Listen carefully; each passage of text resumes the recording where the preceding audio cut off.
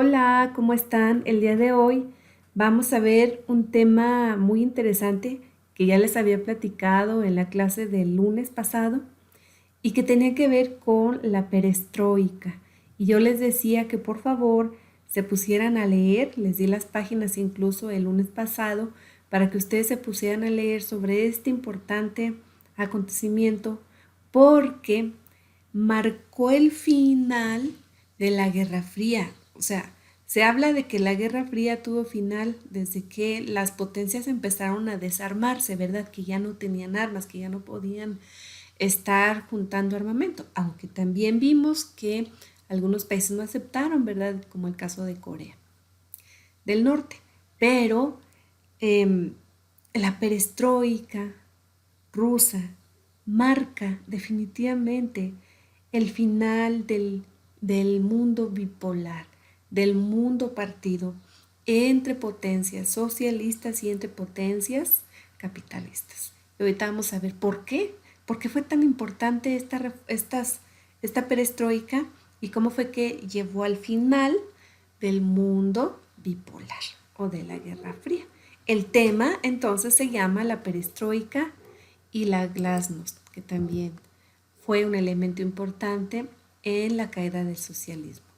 ¿Cuál es el aprendizaje esperado? Bueno, el aprendizaje esperado es el mismo para el tema de la Guerra Fría, desde que estamos viendo la Guerra Fría. Vamos a reconocer, ustedes van a reconocer los principales procesos que marcaron el final de la Guerra Fría y también van a identificar el proceso de reforma que se dio en la Unión de Repúblicas Soviéticas Socialistas, ahora Rusia, y que se conoció como la perestroika. Entremos al tema, pues. Yo les había comentado y habíamos visto en clases, si se acuerdan, un tema que vimos muy importante que fue el final de la Segunda Guerra Mundial y cómo empieza a dividirse el mundo en dos, que le conocimos como la Guerra Fría. Y fue la Guerra Fría porque no utilizó armas, pero sí eran dos corrientes de pensamiento filosófico, económico, ideológico, donde el mundo se había partido en dos, en un mundo socialista y en un mundo capitalista. Y si se acuerdan, dijimos que quien lideraba a los socialistas era la actual Rusia, que en aquellos años, después de los 40, se llamó la Unión de Repúblicas Soviéticas Socialistas porque muchas repúblicas que se convirtieron socialistas pues se integraron a la Unión Soviética. Entonces tenemos a Rusia, a lo que ahora es Rusia, en ese momento la Unión Soviética, como el líder del socialismo. Sin embargo, muchachos, fíjense ustedes que ya para los años 80 la gente estaba pues cansada de vivir en el autoritarismo de la Unión Soviética. ¿Por qué autoritarismo, maestra? ¿Por qué habla así? Bueno, porque solo había un solo partido. Esto es autoritarismo, ¿verdad? Que era el Partido Comunista. No había otro, no había libertad de expresión. Entonces, en los años 80, después de tantos movimientos que ha habido, que hubo en el mundo de jóvenes, como por ejemplo en México el movimiento del 68 y algunos otros alrededor de todo el mundo, en América Latina hubo muchos movimientos juveniles, ¿verdad? Que reclamaban libertades. Pues Rusia no fue la excepción, muchachos. Ahí también los jóvenes, hombres y mujeres mayores, salieron a las calles a pedir libertades, ¿verdad? Libertad de expresión, de organización y aparte que la Unión Soviética en ese momento, en los 80, estaba pasando por una crisis muy fuerte, crisis económica y también crisis sociales por estos movimientos. Aparte, déjenles platico que la población de la Unión Soviética admiraba y quería también, como que soñaban también en formar parte o vivir como vivían en el occidente, es decir, en los países capitalistas. Ellos querían vestir como capitalistas, ¿verdad? Querían consumir también como capitalistas, tener su propio carro, su propia ropa, una casa bonita. Y esto pues no lo podían tener. ¿Por qué? Pues porque la Unión Soviética pues se limitaba a un solo partido y a un solo tipo de economía, pero la gente quería ser también dentro de ese interior, pues capitalistas. Entonces, hay crisis en la Unión Soviética para los años 80 y la gente quisiera ser como en Occidente, ¿verdad? Hay un personaje importantísimo en los años 80 que se llamó Mikhail Gorbachev. Es esencial en la historia de los rusos. Él para los años 80, en 1985, es el secretario del Partido Comunista, el único, ¿verdad? Ya les había dicho, el único partido. Y dice, bueno, tenemos crisis, la gente está enojada, quiere ser como los de Occidente, quieren libertades de expresión y tenemos pues problemas económicos. ¿Qué haremos? Dice Mikhail Gorbachev. Bueno, se le ocurre a él pues modificar un poquito, hacer unas reformas, pero sin dejar de ser socialistas. La intención de Mikhail Gorbachev no era que dejara la Unión Soviética el socialismo, muchachos. Él dijo, bueno, vamos a darle unos cambiecitos al sistema, chiquitos, pequeños, para que la gente y también nosotros podamos salir de esta crisis. Bueno, se le ocurre a Gorbachev, dice, ¿seguiremos siendo socialistas? Sí, vamos a seguir siendo socialistas, por supuesto que sí, pero necesitamos nada más hacer unas pequeñas modificaciones al sistema socialista, así como muy chiquitas, y también pues vamos a modernizar la economía.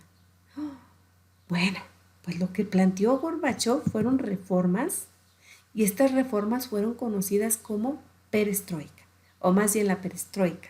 Quiere decir reformas que iban dirigidas a renovar, a modernizar la economía de la Unión Soviética. Jamás Gorbachev se imaginó que estos cambios, bueno, iban a acabar con el socialismo. Jamás se lo imaginó. Bueno, se da otro movimiento que yo ya les había platicado que se conoce como Glasnost en Rusia, en la Unión Soviética, perdón, que significa libertad de expresión, transparencia en el manejo de los recursos y, en fin, decía Gorbachev, poner fin al autoritarismo. Pero como que por muy encimita, ahí decía Gorbachev, ¿verdad?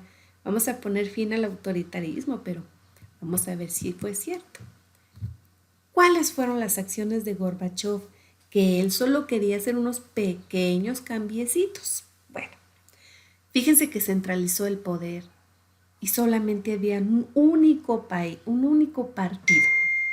Bueno, maestra, pero que usted no había dicho que ya iba a haber libertades. Claro, pero pues no, dijo Gorbachev, no, tampoco nos emocionen, va a haber un solo país, un solo partido. Bueno, la Unión de Repúblicas Soviéticas Socialistas, la Unión Soviética, pues va a irse abriendo poco a poco a los mercados capitalistas que vienen de Occidente, ya de Europa propiamente. ¿Qué más va a hacer Gorbachev? Bueno, pues ¿qué creen que se le ocurre? Que privatiza las industrias, como nos pasó a nosotros en México también en esos años, en los 80, en los años 80 y en los años 90, con Salinas de Gortari, ¿verdad? En los 90 ya. ¿Qué quiere decir, maestra, que privatizó? Bueno, el socialismo dice, ¿se acuerdan que les encargué algunos conceptos? Que el Estado es el que maneja los medios de producción. No había clases sociales, solo los obreros, ¿verdad? Pues Gorbachev privatiza, dice, no. Vamos vendiendo, vamos privatizando, que las industrias sean ya ahora sí de particulares.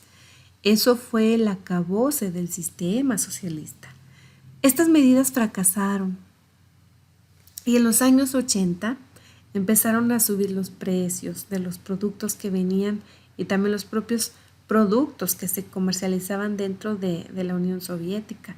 Productos básicos, alimento, ropa, calzado.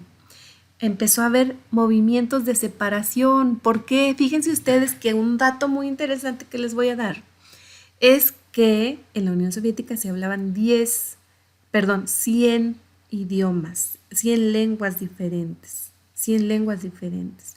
¿Por qué, maestra? Pues porque era un conjunto de más de 10 naciones juntas, y cada uno tenía su propia lengua. Y empieza a haber movimientos nacionalistas. ¿Qué es el nacionalismo? Ya también lo vimos que era mi propia historia, mi propia lengua, mis propias costumbres. Me quiero separar ya de la Unión Soviética, ¿verdad? Y por lo tanto, pues se va a deshacer la Unión de Repúblicas Soviéticas Socialistas y va a quedar, como ahora la conocemos, como Rusia. En ese momento la Federación Rusia.